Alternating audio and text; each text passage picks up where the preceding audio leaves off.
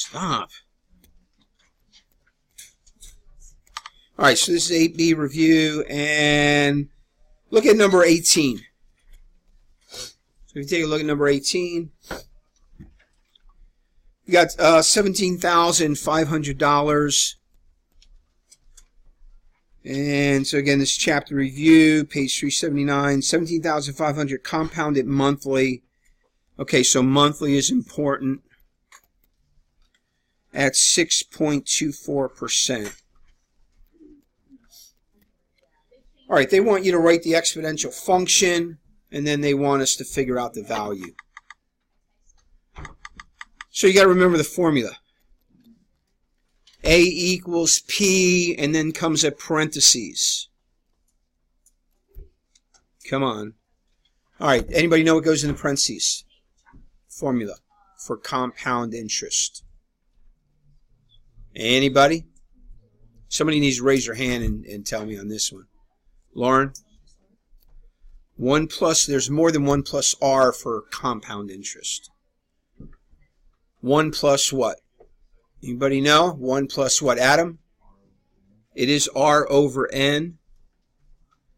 And then what's the exponent? More than T because it's compounding. It's the NT, so the number of compoundings time to time. Okay, so on this one, it's going to be the 17,500. The 1 plus 0.0624 divided by what's N? N is 12, right? Because it said monthly to the 12T. And if you had to do this, you got to turn that into a number. So you're grabbing your calculator.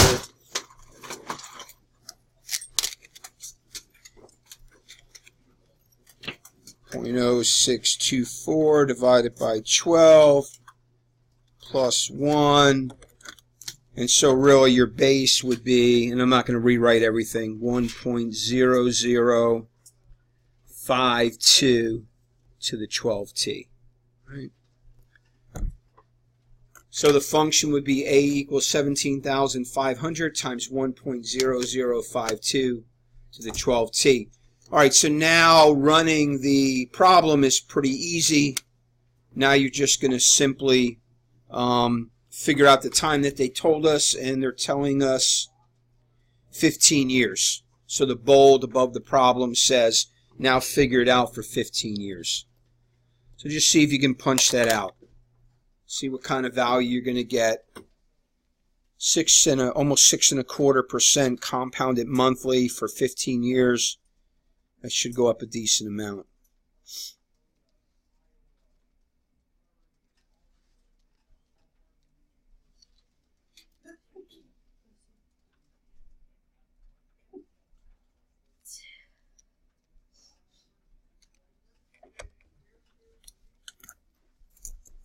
Anybody get an answer? Josh, what do you got? Yeah, that's what I got. $44,512.75. All right, so formula is for compounding, again, P times the quantity 1 plus R divided by N, and is the number of compoundings, all to the NT, and again, N is the number of compoundings. All right, I usually don't do the odds, but I want to do 19 because it's the other formula. So 19 says 25,000, but it's compounded continuously, and that's at 3.9% APR. Look, you got all this in your notes. I don't know why you guys are wasting your time writing, because what ends up happening is I'm going ahead and you're writing, and I'm already ahead and explaining, and you're not hearing the explanation. Anybody tell me the formula for continuous compounding? Kirsten?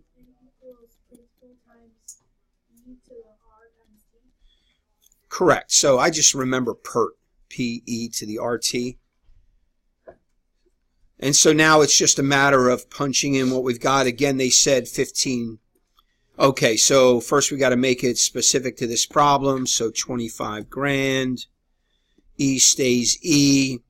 The R is 0.039 and then t. So that would be the function. 25,000 e to the 0.039 t.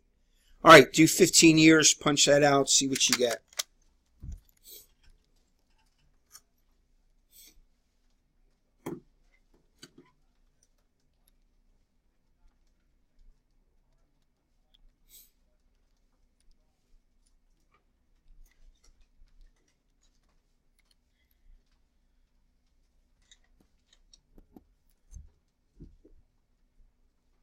All right. Anybody got a value for me? Value besides Josh? Come on, calculator. Nobody? Josh is the only one with value. Andrew, what do you got? $44,874. I agree, and 77 cents. Okay, so notice the two different formulas. The times were the same. One was compounded monthly, the other was compounded continuously. That's a little bit more compounding, but it's only a little bit more than monthly or daily.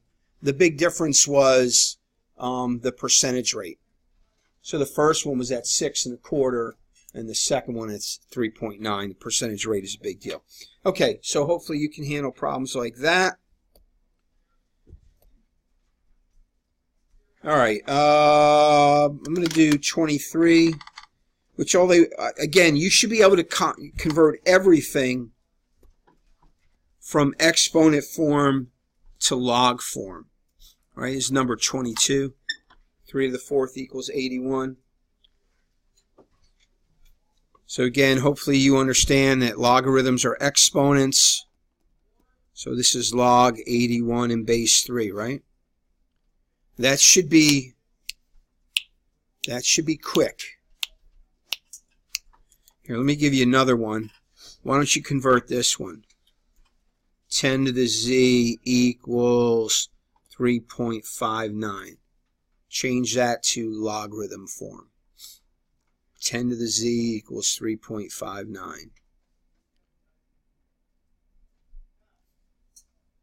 And I hope you said z equals log 3.59. You didn't put the 10 base, right?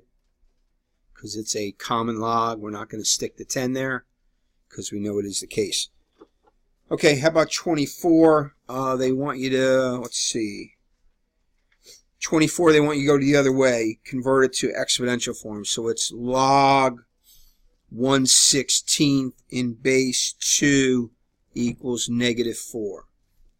Log of 1/16 in base 2 equals -4. Change that to exponent form.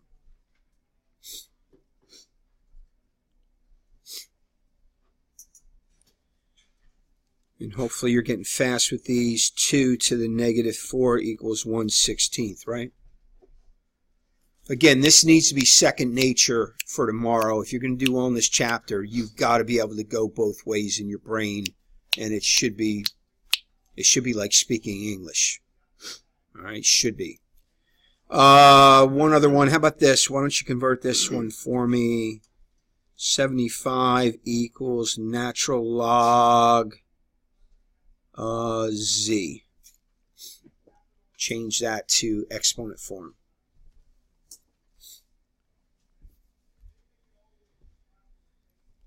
Done already? Again, these should be quick. Hopefully you said e to the 75th equals z, right? Or z equals e to the 75th.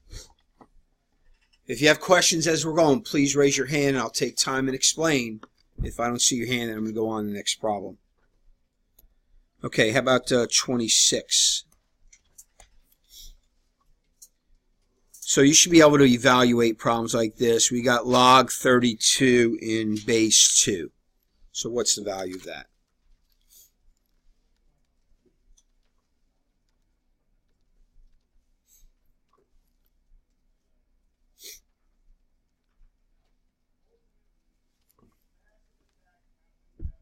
If it wasn't nice and dandy and handy like this, we would go to 4 decimal places, right? Because logarithms are exponents. But this thing is just 5, right? So again, just to refresh your memory, either you're doing the natural log of 32 divided by the natural log of 2, or the common log of 32 divided by the common log of 2, right? That's how we're doing those. Those should be quick, and I would hope that those should be easy. How about 28? Go ahead and do that one. Oh, that one's too easy. Should have that one done already.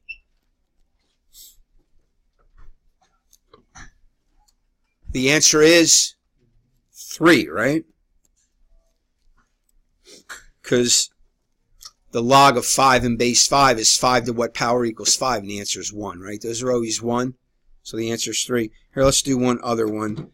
How about this? How about log 5 cubed in base 7? Log 5 cubed in base 7.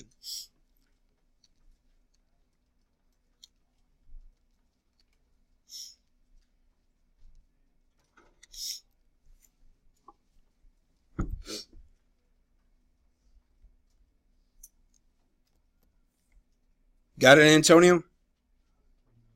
No? Just cruising back there, huh? Taking a siesta? Just punching numbers if you know what's going on. Who's got it for me? Lauren, what do you got? I hope that's not the right answer. Anybody else get 2 point something? Anybody get 4 point something? Nobody got 4 point something? All right, hold on. Now you have me concerned.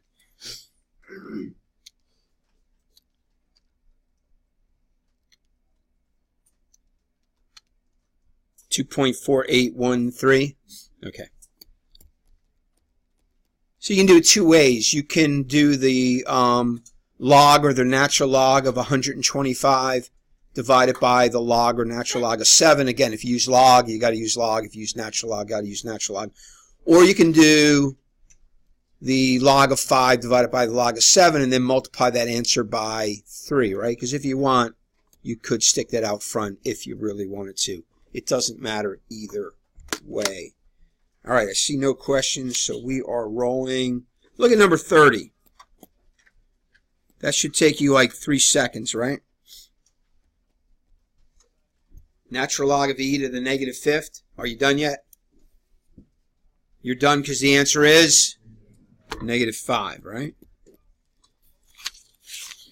All right. Let's sketch number 32.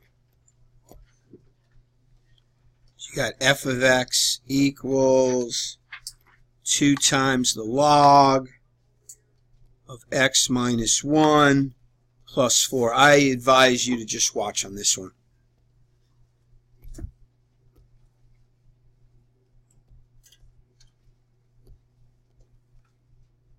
Okay, the easiest way to do these without all the transposing and such is to simply convert it to an exponential.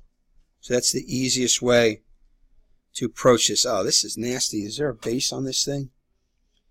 Oh, they really want us to graph this? All right, whatever. All right, change this to y. Let's move the 4. Let's move the 2. Right? And now let's go 10 to the y minus 4 over 2 equals x minus 1.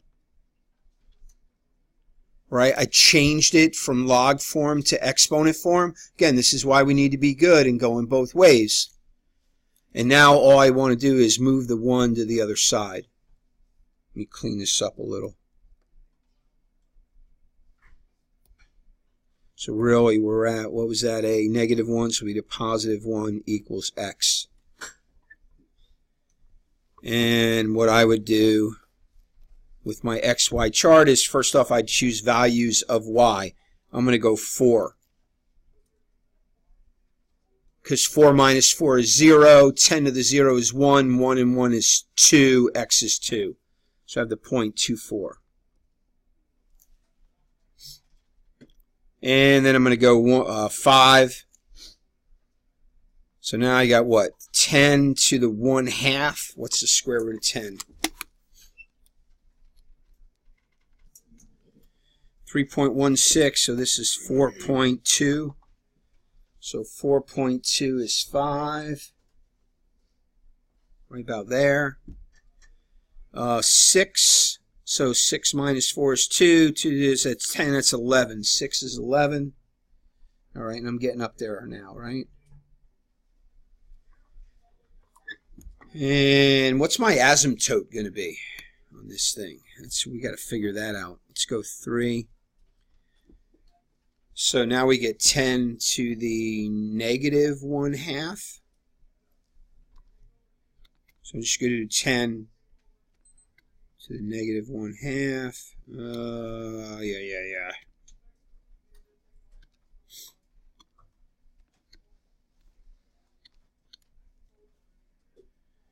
So that's 1.3. So 1.3 is 3. It doesn't look right. I don't like that. Something is... Oh, no, that's good, because we're curving the other way, right? All right, hopefully you guys are thinking this thing's going to look like this, or it's going to look like this, or it's going to look like this, or it's going to look like... What's the other way? That way? All right, it's going to be one of those 4. So it's looking to me like it's looking like that. I'm going to quit there for time's sake, but I would keep picking points, right? I'm going to do 2 next. And now I'm going to get 10 to the negative first is 1/10. So this is 1.1. So 2 is a 1.1. And you can see the asymptote is right here. Right? And although, wait a minute, what was 6? No, 11 was 6. Yeah, 11 was 6. Yeah, brother. So this is what it looks like. It's enough. Looks like that. So again, to recap, what did I do? I changed in y. I moved the 4 by adding its opposite to both sides, just like we always do. Move things added first. Then I moved the thing divided. Now I got the log isolated. With the log isolated, I can change it now to exponent form.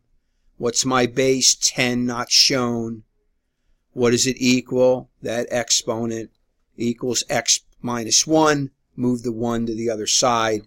And now I can do an XY chart, choosing values for y and finding the value for x. Just be careful when you graph you don't flip them, because that's what I want to tend to do. All right, got it? You can do it. Maybe. Let's do another one. I can do it. All right, expand the logarithm. That means you got to use the laws, the logarithm laws. All right, so why don't you try to do this one? You got, we're doing 34. The log of the cube root of x squared divided by y. You got to use as many of the laws as possible to expand it as much as possible. Many as the laws as possible to expand it as much as possible. All right, you're not going to have much time because time is fleeting.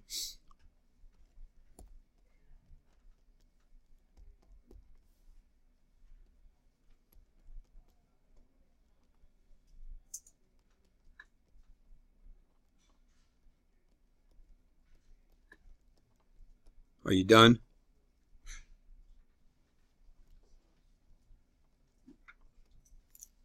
Okay, I'm done.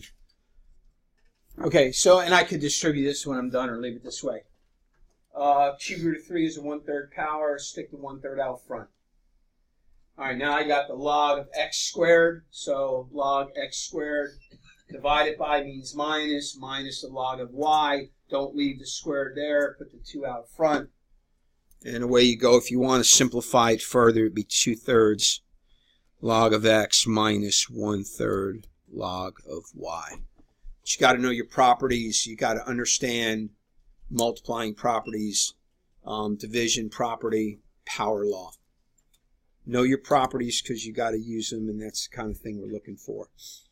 Okay, going the other way. So look at 36.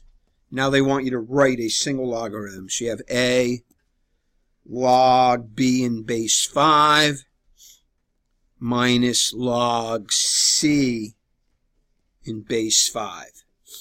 All right, you don't have time to do it. Just watch. Just watch. So power law, put that there, right? Subtraction says that we are going to divide. What am I dividing? B to the A by a C. And that's it. My base is 5, right? And that is it. Because you know the laws. Let me do one more. 38. Again, don't bother writing it. It's in your book. I'm going to go quick. This is natural log of 10. All the properties apply the natural logs as well as common logs as well as any log with the same base. Okay, so on this one, let's put the 3, come on, computer, up there. Let's put the 5 up there. All right, and so this is the natural log of 10 times 4 cubed. Divide it by 2 to the 5th, and I would get a number for all that. It's going to be some number. 10 times 4 cubed divided by 2 to the 5th.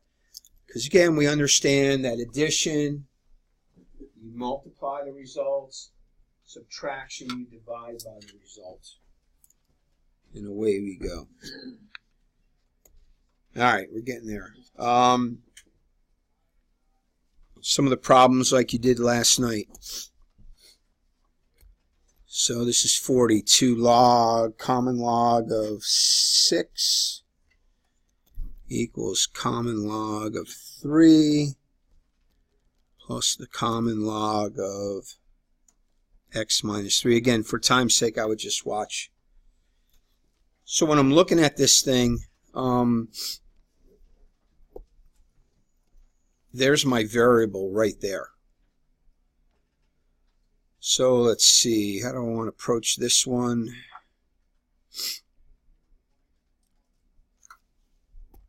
Let's put that there. It's a 36. So let's move this to the other side.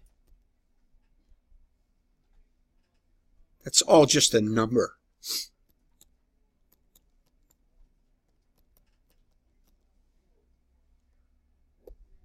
So I would do base 10 is what I would do.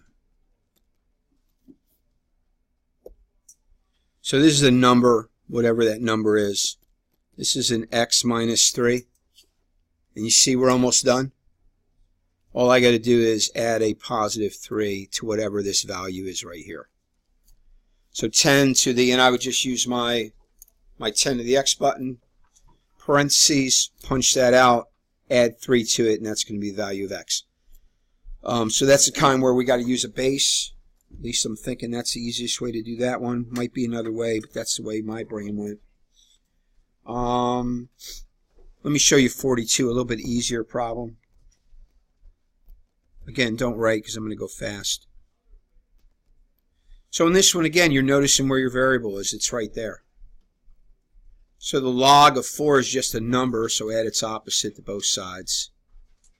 And now you're ready to roll, and again, you're going to go base 10. If perchance this was like base 7 right here, then you would simply go base 7, right? This would all be the exponent. That's going to get you to the x on that side, and the other side's going to be what it is. It's just a number, and you're just going to punch that number. 44. I'm not going to do many of these because we just did a couple reviewing homework. I like to use the natural log a lot, but some of you like to use the base to get rid of that. So if you use log base 3, both sides, that gets rid of that. You have x plus 9, add a negative 9 both sides. And you know how to punch this. Log of 32 divided by log of 3, and then minus 9. That's it. And away you go with something like that. Again, you got to look at, do I have A logarithm, if I have a logarithm, then I need to have a base to both sides. Do I have a base to both sides, then I need a logarithm of both sides. So again, we're trying to undo stuff. I would do 47, but for time's sake, we kind of did one of those for homework. 48 is e to the negative 2.1572 power, right? That's a quick problem, 48. You're just going to punch that in your calculator and get the answer. That one's easy. All right, let me do 50 and 52 here to wrap up with the time. 50.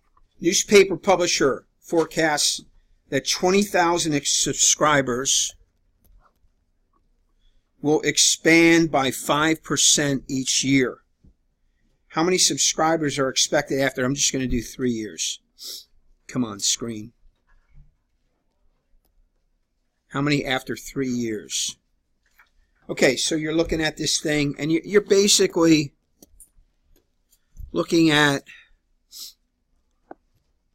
that formula, right? The growth decay formula. And it's just a growth. If this was a car in depreciation, it would be a decay. So what do you got? 20,000 to begin with. 1 plus 0.05 to the t, in this case, would be 3 years. And you punch that out. I mean, that's it. That's all that is. It's simply the growth or decay problem. If this was a 5% depreciation, then this would be a negative r, and this would be minus 0.05. And the value is going down. If the population was decreasing by 5%, it would still be a negative 0.05. And it's a 0.95 base, and away you go. Okay, so that's the growth and decay formula. Let me do one last one, because I love half-life. We got plutonium-240 has a half-life of 6,537 years. That means it takes 6,537 years for half of it to decay away. How long does it take? 50 milligrams to go to 40. 50 to 40. Okay, you got to know the formula. I don't have much time. Okay, it's going to end up at 40. It's going to start at 50. What's the base for half-life? It's a half. All right. Base for half-life is a half. And the time is over the half-life time. 65:37. Okay, that's it. We know how to solve these. Move the 50. Take, I don't know, natural log or log of both sides. Probably you guys would go log half base. Okay, so log half base to 40/50ths. Multiply both sides by 65:37. Voila, you are there. That's the review. Test tomorrow. Hope you're ready. Review the terms off your first test. Don't forget the rules.